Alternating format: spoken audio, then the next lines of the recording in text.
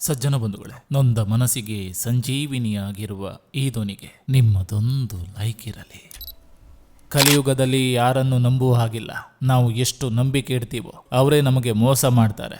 ಎಲ್ಲರೂ ಅವರವರ ಅನುಕೂಲಕ್ಕೆ ತಕ್ಕಂತೆ ನಮ್ಮನ್ನ ಬಳಸಿಕೊಳ್ತಾರೆ. ಸಾಗುತ್ತಿದೆ ಜೀವನ, ಯಾರಿದ್ದರೂ ಇಲ್ಲದಿದ್ದರು. ನಗಬೇಕು ಮನವೇ, ನೋವಿದ್ದರೂ ನಲಿವಿದ್ದರು. ಎಲ್ಲದಕ್ಕೂ ಪರಿಹಾರ ಹುಡುಕಬೇಡ, ಕೆಲವೊಂದನ್ನು ಅದರ ಪಾಡಿಗೆ ಬಿಟ್ಟು ಬಿಡು, ಅದೇ ಪರಿಹಾರ. ನಾವು ಬೇರೆಯವರ ದೃಷ್ಟಿಯಲ್ಲಿ ಕೆಟ್ಟವರಾಗಲು ಅವರಿಗೆ ಕೆಡುಕು ಮಾಡಬೇಕಂತಿಲ್ಲ. ಅವರು ಮಾಡುವ ಕೆಲವು ತಪ್ಪುಗಳನ್ನು ಹೇಳಿದ್ರೆ ಸಾಕು, ಕೆಟ್ಟವರಾಗ್ತೇವೆ. ನಾನಲ್ಲದ ಲೋಕದಲ್ಲಿ ನನ್ನವರ ಹುಡುಕಾಟ, ಸ್ವಾರ್ಥದ ಸಂಬಂಧಗಳ ಜೊತೆಗೆ ಭಾವನೆಗಳ ಮಾರಾಟ. ಪ್ರತಿಯೊಂದರ ಬೆಲೆ ತಿಳಿಯುವುದು 2 ಬಾರಿ ಮಾತ್ರ.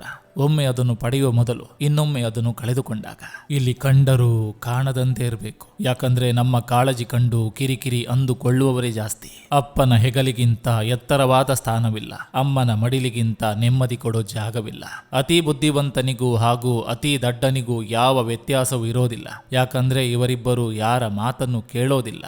ಸಂಪಾದನೆ ಬಗ್ಗೆ ಯೋಚನೆ ಮಾಡಿ, ಸಂಬಂಧಿಕರ ಬಗ್ಗೆ ಅಲ್ಲ.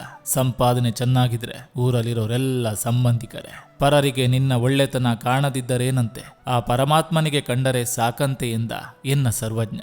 ಮೆಚ್ಚುಗೆ ಮತ್ತು ಟೀಕೆ ಎರಡನ್ನೂ ಸಮಾನವಾಗಿ ಸ್ವೀಕರಿಸಿ. ಹೂ ಅರಳಲು ಬಿಸಿಲು ಮತ್ತು ಮಳೆ 2 ಅಗತ್ಯ. ಸಜ್ಜನ ಬಂಧುಗಳೇ, ಇದು ಇಂದಿನ ಸಂಚಿಕೆ ಅಂತ ಹೇಳ್ತಾ, ಈ ಸಂಚಿಕೆ ನಿಮ್ಗೆ ಇಷ್ಟವಾಗಿದ್ರೆ ದಯವಿಟ್ಟು ಒಂದು ಲೈಕ್ ಮಾಡಿ, ಜೊತೆಗೊಂದು ಕಮೆಂಟ್ ಮಾಡಿ. ಮತ್ತೆ ಮುಂದಿನ ಸಂಚಿಕೆಯೊಂದಿಗೆ ಅತಿ ಶೀಘ್ರದಲ್ಲಿ ನಿಮ್ಮನ್ನ ಭೇಟಿ ಆಗ್ತೇನೆ. ನಿಮ್ಮೆಲ್ಲರ ಮನಸ್ಸು ಪ್ರಶಾಂತವಾಗಿರಲಿ ಅನ್ನೋದು ಈ ವಾಹಿನಿಯ ಉದ್ದೇಶ.